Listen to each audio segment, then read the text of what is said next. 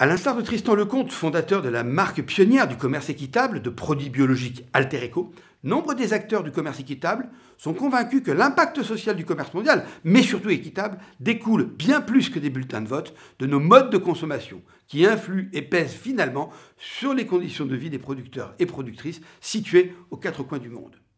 Le commerce équitable vise en effet à rééquilibrer le commerce mondial en s'appuyant sur des chaînes commerciales et des chaînes de valeur plus courtes et plus transparentes et en négociant des prix justes pour les producteurs. C'est le cas par exemple de la marque Veja qui a pour habitude de signer un contrat annuel avec ses producteurs de coton et de caoutchouc basés au Brésil et au Pérou, dont le prix est décorrélé du marché pour que ces derniers puissent vivre dignement et réinvestir dans leur exploitation. À l'heure de la crise écologique mondiale et des objectifs de développement durable, ODD, la question de la pauvreté et de la vulnérabilité des petits producteurs est d'une importance cruciale. Sécheresse, inondations, hausse de température, variation de régime de précipitation, les populations dépendantes de l'agriculture sont affectées par ces conséquences néfastes du réchauffement climatique que je viens de citer de façon tout à fait disproportionnée. Ne pouvant couvrir les coûts d'une production agricole durable et résiliente, nombre d'entre elles se voient contraintes d'abandonner leurs terres et en solution de dernier recours, de migrer. C'est la raison pour laquelle le mouvement global du commerce équitable, appelé en 2019 les parties de la Convention cadre des Nations Unies sur les changements climatiques, la CCNUCC, a renforcé la régulation en faveur de pratiques commerciales équitables et durables dans le cadre des négociations de la COP25. Il s'agissait de soutenir la transition et la résilience des petits producteurs et d'atténuer les impacts du changement climatique sur ces derniers.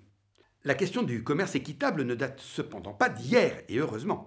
La naissance de ce concept remonte aux années 1945, époque au cours de laquelle le commerce équitable se développe par les métiers de l'artisanat pour ensuite se tourner, dans les années 80, vers les produits alimentaires, généralement issus de l'agriculture familiale et dans l'objectif de soutenir économiquement les communautés défavorisées des pays du Sud. Jusqu'à la fin des années 90, les produits issus du commerce équitable sont exclusivement vendus dans des boutiques dites spécialisées, le commerce équitable se voulant être une filière alternative au commerce traditionnel. En 1988, l'arrivée du premier label de commerce équitable, Max Havelaar, va rapidement métamorphoser la pratique du commerce équitable en permettant d'introduire les produits équitables dans les grandes chaînes de magasins et de distribution. Finalement, le commerce équitable s'est progressivement constitué en un mouvement international principalement organisé autour de deux grandes fédérations d'acteurs, Fair Trade International et l'Organisation mondiale du commerce équitable, la WFTO en anglais. La WFTO rassemble les organisations certifiées équitables, tandis que Fair Trade International soutient la percée du commerce équitable dans le système de distribution traditionnel, justifiant l'apparition de produits labellisés. Malgré leur conception divergente du commerce équitable, les principales fédérations internationales du commerce équitable ont réalisé un important travail de clarification et d'établissement de référentiels communs. Ce travail a tout d'abord donné lieu à la proposition d'une définition commune du commerce équitable qui s'affiche actuellement à l'écran, je cite, « Le commerce équitable est un partenariat commercial fondé sur le dialogue, la transparence et le respect, dont l'objectif est de parvenir à une plus grande équité dans le commerce mondial. Il contribue au développement durable en offrant de meilleures conditions commerciales et en garantissant les droits des producteurs et des travailleurs marginalisés, tout particulièrement au sud de la planète. » Les organisations du commerce équitable, soutenues par les consommateurs, s'engagent activement à soutenir les producteurs, à sensibiliser l'opinion et à mener campagne en faveur de changements dans les règles et pratiques du commerce international conventionnel. Plus récemment, en septembre 2018, Fair Trade International et la WFTO ont élaboré la Charte internationale du commerce équitable qui vise à définir les valeurs et les approches partagées par l'ensemble des acteurs du commerce équitable en insistant sur le rôle que le commerce équitable peut jouer en faveur des objectifs du développement durable, ces fameux ODD. L'infographie que vous voyez à l'écran en présente les principaux piliers: égalité des sexes, sécurité alimentaire, moyens d'existence durable, équilibre écologique, communauté prospère, politique commerciale axée sur l'homme, travail décent, croissance de l'économie inclusive. Prenons maintenant l'exemple de Lobodis, un torréfacteur breton qui propose une large gamme de cafés équitables. Lobodis travaille en partenariat avec 34 producteurs locaux, œuvrant dans de petites exploitations familiales au Mexique, au Pérou, au Guatemala ou encore en Éthiopie, avec lesquelles la marque est en contact direct et entretient une relation stable et durable. Ces derniers respectent des critères précis de qualité et d'équité, tels que le traitement respectueux des sols ou bien l'implication des femmes dans le processus de production et de décision. les petits producteurs sont de toute évidence rémunérés au prix juste, de sorte à ce qu'ils développent leur autonomie, valorisent leurs terres et leur production, et par voie de conséquence, soient les moteurs du développement social et économique de leur région et de leur territoire. Ainsi, le commerce équitable ne bénéficie pas seulement aux producteurs, mais également aux communautés qui les entourent.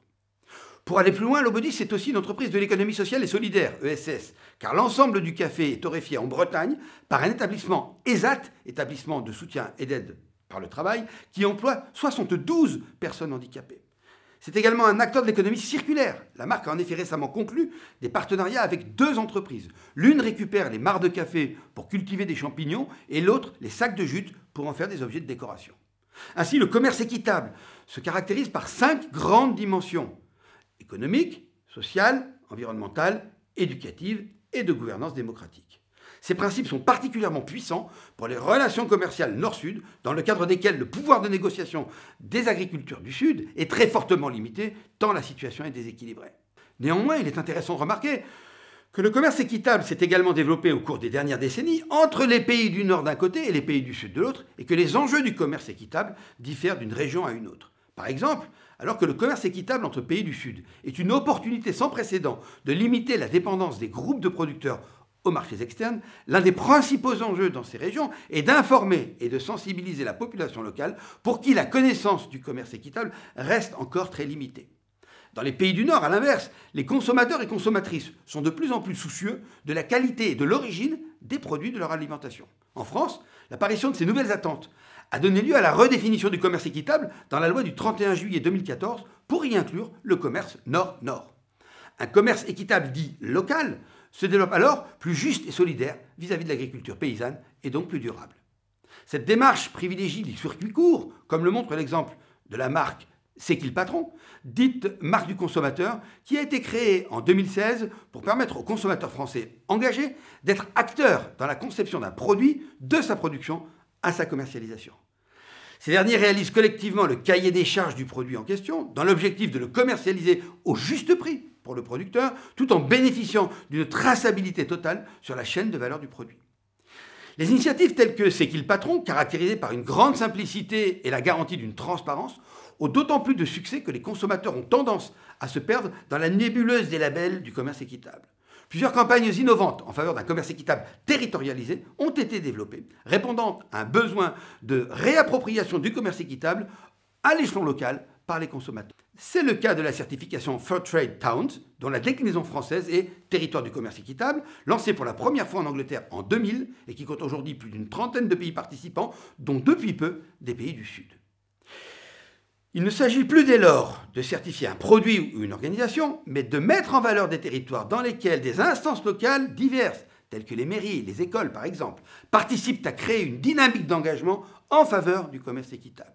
Une initiative innovante pour promouvoir la sensibilisation et l'action locale en faveur d'un commerce mondial plus juste, plus équitable et solidaire des producteurs locaux.